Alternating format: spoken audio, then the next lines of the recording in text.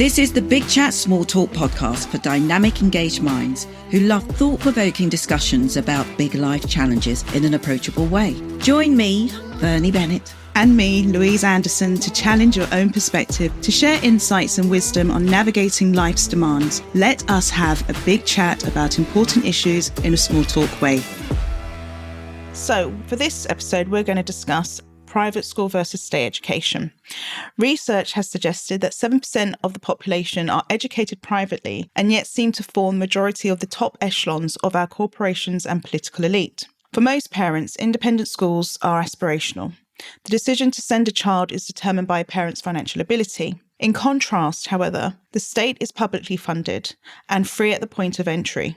Does it really matter? So looking at our own situation, I know we both were state educated. Yep. You've decided to send your children state and myself privately. So what were your reasons? Couldn't afford it.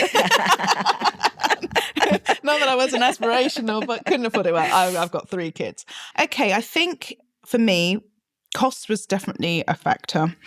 And I also, for me as well, having had to go through the state system myself, and I had massive reservations about the state systems only because of my own experiences there. Right. But also, though, I had noticed since the time, I suppose, we were at school, there had been vast amounts of improvements in the state system, albeit a little bit of a postcode lottery. Yeah. You know, we know the stories, parents buying in areas where there are outstanding performing schools, and that boosts the house prices, etc. So there is that element to consider as well. But I kind of thought to myself, there is a lot of improvements in the state schools. There was a hell of a lot of improvement, I suppose, during the new Labour years and thereafter. But then at the same time, it's still going through some, funding difficulties. Yeah. But what I have found, and I did have one child that I did start off in a fee-paying school, shall we say, as it's a bit of a quasi element there. But what I did find is very quickly is that in the private school sector, if your child is falling behind or they deemed your child to not be performing the way that they expect them to, I saw that they would try to find a way to get rid of them or try to gear you out. I say that depends on what type of school you have picked in the first place. True.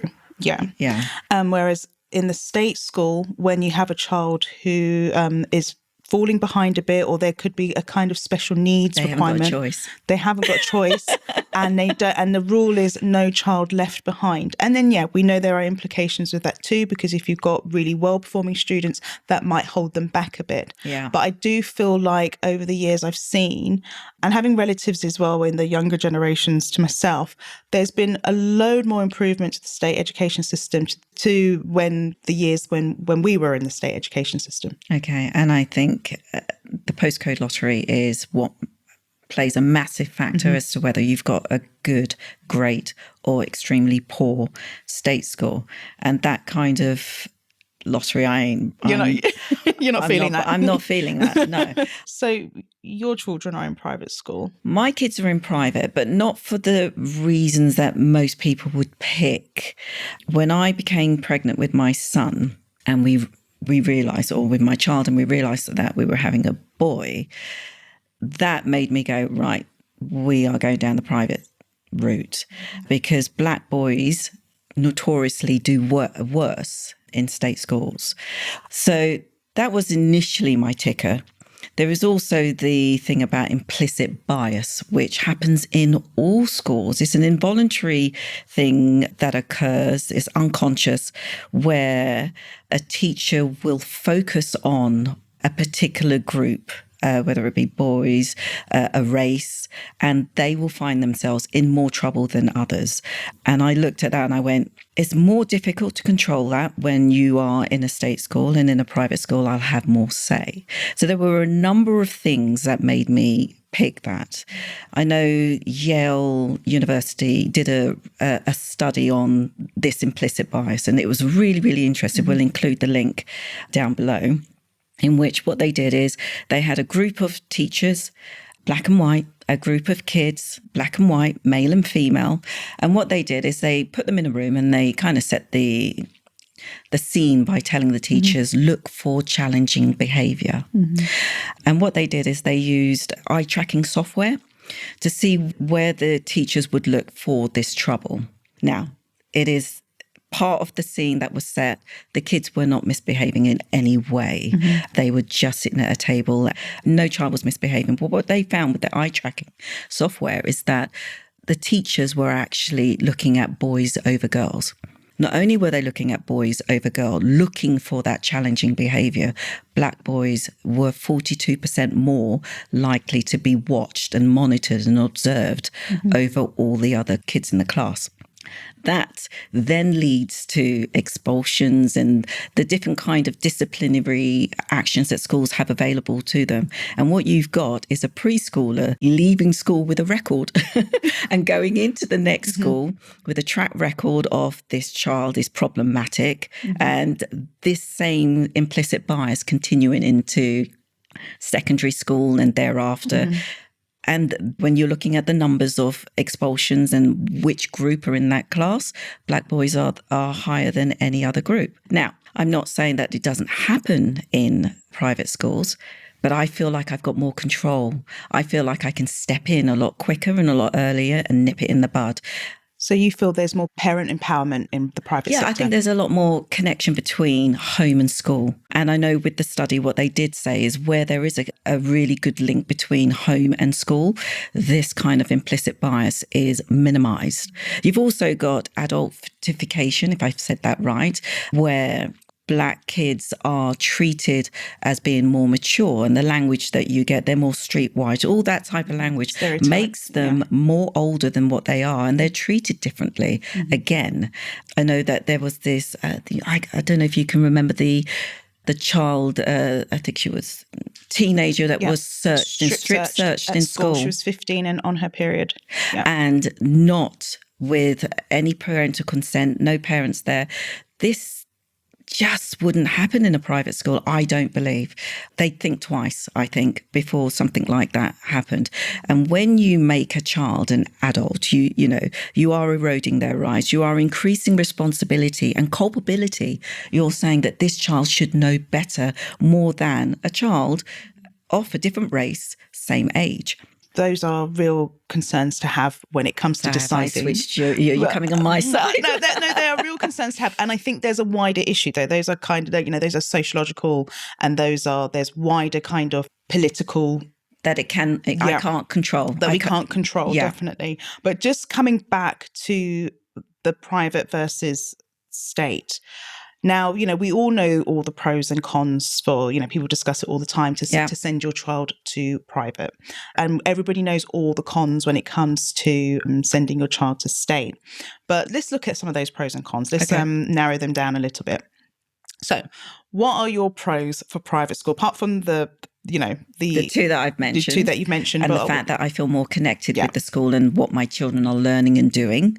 I think they have more extracurriculum activities that are done within the school, not something that I have to take them out of school to go and do and trolley. You become a taxi service, don't you? Yeah. So you leave school at 3:30, and then you're on to piano lesson somewhere, and then you're on to football, and no, I actually want that all done in school, and I'm happy to pay for that, because they know my child, and it just makes it all in one place, nice. I also think... Can I just add this? It's nice and convenient for the parents. It's convenient. It's very convenient. You're paying for the convenience. I am. Yeah. But I also think that academically that they're pushed and there isn't a ceiling.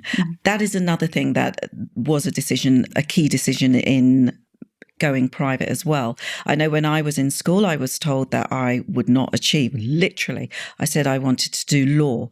Oh, you should be a legal secretary. Yes, and just the boundaries and the ceiling that was given to me. I really want to go and see some of those teachers now and says, look at me now. But, in private schools, I feel that they literally talk to kids like the world is your oyster. You can do whatever you want. And they put things in place to allow them to achieve that. I think in a state school that there are limitations, and that's based on financial restrictions for the school, the numbers that are in the classroom, because there's smaller numbers in private school, and staffing. How many support teachers do you have in a class? Some don't have any support teachers. You literally have one teacher to 30, 35 students. The pressure's there. Stretched, yeah. So I just want to come back to some of those points about the private education system and the no ceiling, for example, and also the kind of like that I suppose the ethos of you can do whatever you want, you can achieve however high you want to go, which is great because it builds a child's confidence. Absolutely. And it's definitely needed. Now, I come from the corporate world where there are certain people who have very high posts or are in like senior managerial positions and they've been to private school. And I can honestly tell you that it's their confidence and their ego that has got there rather than their competency and capability. And I think as well, most people point out that one of the pros of the private education system is the networking and the contacts that you make. And I can say as well, I've seen that at play. I've seen that in the boardrooms. I've seen that in some of the committees that I have to attend. But there's nothing to stop a state school from putting that in place. Yes, exactly. But I think what's happened now with the state schools, which I'm beginning to see, and yes, again, I will point the fact out that it is a bit of a postcode lottery. So this is not for all, but for most that I have seen and most who I engage with other parents who've had to put their children through the state system, there is that engagement beginning to go on. There is more parent powers with parent empowerment, shall we call it? Yeah. With teachers, parents associations, parents entering on the boards of governors, which is brilliant. Which is brilliant, and actively getting engaged. And certainly with the schools that my children attend, it feels very community-led and community-based. And every child is listened to and every child is heard and acknowledged. And there's loads of stuff going on as well with the state schools. They too now have post-school curriculum activities that parents can pay for that are all under one roof. I mean, should you choose that you want to send your child to, I suppose, a specialist drama school or go to a specific football league team association, then that's your choice. But they are now offering these things as well as musical instruments. I think I think again that's based on the postcode lottery. Yes. Yeah. So, and it has to be funded from somewhere as well. So part of that is the parents also paying. Yeah, but the wide curriculum that you're saying is available in state, I don't think it's available in every state. And that's another reason for my choice of private, because as a parent, I don't see why you shouldn't have the choice of where you send your child. And I think that's limited when you go to state schools. It is what's in your area. Why? Well, there is a distinction there. So for primary schools, yes, there are certain catchment areas. There are just distinct catchment areas. For secondary, I don't think those catchment areas are so strictly applied. There are a few. There are a few, but you can apply. And then you've got faith-based schools, which again have the limit. Yeah, common entry exams as well for some of them too. Yeah. So you do have those things. So you do have certain state schools that are a bit more on the selective side, and then you have the grammar as well. And they're trying to get rid of those. And I actually support the grammar system. So I thought you was going to say trying to get rid of it. No. I do support it because when they reintroduced it again, it made sense. And I do think, if there are children who are exceptionally bright but can't access the independent school system, give them a chance because, I don't want to sound like I'm being a socialist that or one of those ideal thinking people that all kids are able to achieve the same things at every given rate. No, human nature just doesn't work like that. So if they are really talented children in some field or verse or something, give them the opportunity to be able to home in on that and do really well on it. But one thing I've noticed about the state schools and with my own children, and I'll say up front, my children are really spot, they're really lucky. They've got a good life. They've had some really good opportunities and experiences. And they go to school with children that haven't had certain types of holidays or have lived in certain homes, etc. And what it's done, I felt like it's really enriched my children. Okay. They go to school with children whose parents or who've come here as asylum seekers and have amazing backstories. They go to school with children whose parents are working in the NHS, as some of them as cleaners, support staff. And I'm going to interject here because there is a perception that in private schools, everyone's rich. And that is not, a lot of people break their backs to actually pay that that fee. Very and there true. are, working class people also that are on bursaries or scholarships that are going to the school. So there is some diversity, and you are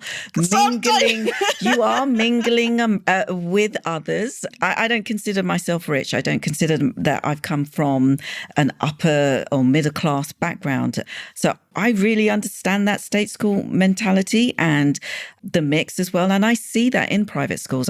You do have the really rich kids. And my child saying to me, Mum, can we go on another home? Nuh-uh. One a year. That's what we can afford. And I agree with you. There are those parents who are working really hard to put their children through the independent school system, definitely. But let's face it, most of the parents at private school are high achievers or come from very wealthy backgrounds, or there is a family trust that pays for education. Okay, so then I'm going to come back to the question then. Okay. Does it really matter? I don't think it does if you have a good state school where there is a lot of, there is parent empowerment, good community engagement, good communication between the teachers and the parents and the leadership, and innovation. So, parents being able to go on the governor board and be able to exact that, etc. And if you've got really good teachers, there isn't really much of a difference. And the league tables have shown that, yes, private schools do exceptionally well in terms of the results. So do grammars. But so do grammar schools. And a lot of grammars do better than private schools. Exactly. And there are some really good state schools that also do the same. So it's like, in my personal opinion, I think in the UK particularly, there is this kind of elitism about sending your child to private school. There is this, it's the best kind of thing, and it's all down to the connections, the networking, because you can see that played out to when you go into your career, you can see that playing through in terms of all the senior leadership positions. I've been very lucky, touch wood, but then I've also had to work my tail off, because it's not just luck, to be able to have got to certain heights within the corporate career or exposure, but you can see that playing through. You can see where you've got that kind of, that access to that kind of elite education and spot. And not only just from private school, it's also determines the university that you will also be educated at, because the higher intake at like your Oxford University. What is that colleges, based on though? It's based on academic achievement. Based on academic achievement, and most are selected from the private school. Based on academic achievement. Based on academic, just results. So what I would say is that we need to introduce a lot more grammars. Instead of getting rid of them, we should be propping up our grammar schools and introducing more to give. Because honestly, between fee paying and grammar, I think they're the same. I think they offer the same benefits and outcomes as well. I think what you find in state schools is that parent engagement is really, really key to whether a child does well. It's a lot more of a struggle for parents to sometimes engage in a state school. But I think that is really the difference between private and state. Not all parents are engaged in their child's education. But if you're going grammar or if you're paying, you best believe that I'm there every step of the way, because I need my money to actually have results. And that's, I think, what the difference is. So does it matter? In my opinion, it doesn't matter if you've got engaged parents, but it does where you don't. So on that note, I think we're going to agree to disagree. But I don't think it matters, but you do. I think, when we get back to this topic, again, it will be good to really get into the weeds of it a bit more too. Nice. Thanks for listening to the Big Chat Small Talk with Vernie and Louise. Follow us on Instagram at Big Chat Small Talk.